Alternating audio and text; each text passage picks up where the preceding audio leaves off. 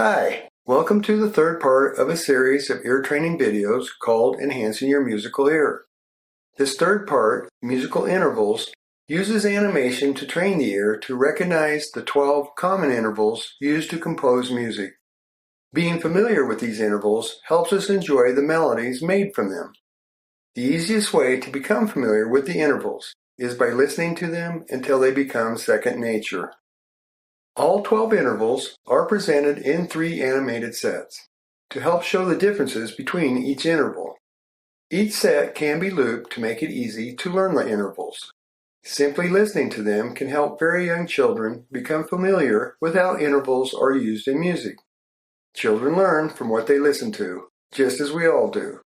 Preparing for an education in music?